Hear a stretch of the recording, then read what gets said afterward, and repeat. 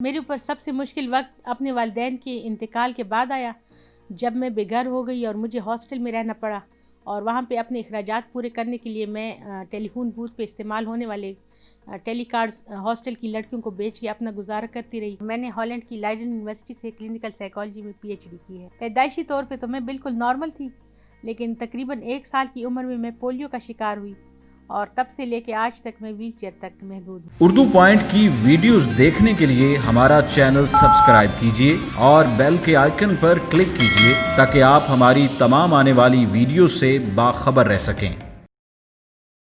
میرا نام ممتاز جمال اورکزئی ہے، میرا تعلق ہنگو سے ہے، اور میں نے ہالینڈ کی لائڈن یونیورسٹی سے کلینکل سائیکالوجی میں پی ایچ ڈی کی ہے۔ پیدائشی طور پہ تو میں بالکل نارمل تھی، لیکن تقریباً 1 سال کی عمر میں میں پولیو کا شکار ہوئی، اور تب سے لے کے آج تک میں ویل چیئر تک محدود ہوں۔ مجھے یہ تو نہیں پتہ کہ مجھے تعلیم حاصل کرنے کا کتنا شوق تھا، لیکن مجھے یہ ضرور پتہ تھا کہ میں نے کسی کا محتاج نہیں بننا، اور مجھے یہ بات بالکل پسند نہیں تھی کہ کوئی میری ویل چیئر پکڑ کے مجھے لے کے جائے۔ اس لیے میری نظر میں تعلیم ہی وہ واحد راستہ تھا جس پہ چل کے میں اپنے پاؤں پہ کھڑی ہو سکتی تھی، دوسروں کی محتاجی سے بچ سکتی تھی۔ اس لیے میں نے تمام تر مشکلات کے باوجود اپنی تعلیم کا سلسلہ جاری رکھا۔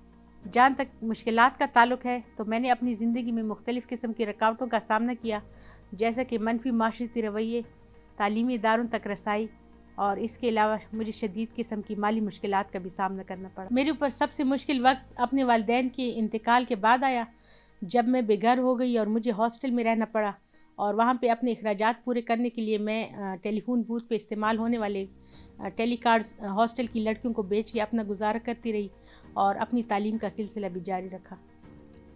میری ریسرچ تمباکو نوشی اور ڈپریشن کے باہمی تعلق کے بارے میں ہے۔ عام تاثر یہ ہے کہ جب انسان ڈپریسڈ ہوتا ہے تو وہ تمباکو نوشی کا سہارا لیتا ہے تاکہ اپنی ڈپریشن کی فیلنگز کو کم کر سکے، لیکن میں نے اپنی ریسرچ سے یہ نتیجہ نکالا ہے کہ جب انسان تمباکو نوشی شروع کرتا ہے تو اس میں ڈپریشن کی علامات جلد نمودار ہوتی ہیں بنسبت ان لوگوں کے جو تمباکو نوشی نہیں کرتے، اور اس سلسلے میں تمباکو نوشی شروع کرنے کی جو عمر ہوتی ہے وہ بہت اہمیت کی حامل ہوتی ہے۔ کم عمری میں تمباکو نوشی شروع کرنے والے لوگ ڈپریشن کا شکار جلد ہوتے ہیں بنسبت ان لوگوں کے جو بڑی عمر میں تمباکو نوشی شروع کرتے ہیں۔ اس لیے بچوں کو تمباکو نوشی سے دور رکھنا بہت ضروری ہے۔ Well, I think in this country, getting a PhD is really a big accomplishment. It's only very few % of the population who get that highly educated. So it's difficult to do. You see many people struggling during the PhD period. And of course, she had many extra obstacles to overcome. She had the same amount of time as the other students, but she had to, she came from different culture. She has the handicap that makes her less mobile, different language. So all these extra obstacles she has overcome, and that is a remarkable accomplishment, I guess, I think.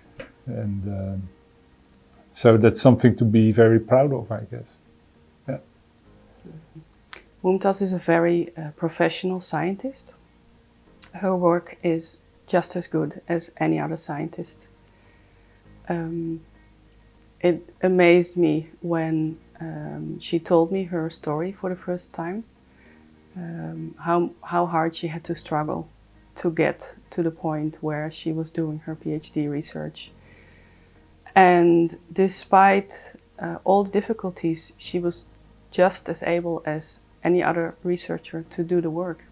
And she managed to get her PhD. میرا سب سے پہلا message والدین کو ہے کہ آپ کبھی بھی اپنے بچوں کے معاملے میں کوتاہی نہ کریں، اور ان کو پولیو کے قطرے ضرور پلائیں، ورنہ اگر وہ پولیو کے شکار ہوئے تو آپ کی ساری زندگی پچھتاوے میں گزرے گی۔ اور میرا دوسرا میسیج یہ ہے کہ جب آپ پہ کوئی مشکل وقت آئے تو آپ نے ہمت بالکل نہیں ہارنی، اور اللہ پہ بھروسہ رکھنا ہے، اور صاف نیت کے ساتھ جب محنت کریں گے تو آپ کو کامیابی ضرور ملے گی، اور یہی میری زندگی کا تجربہ ہے۔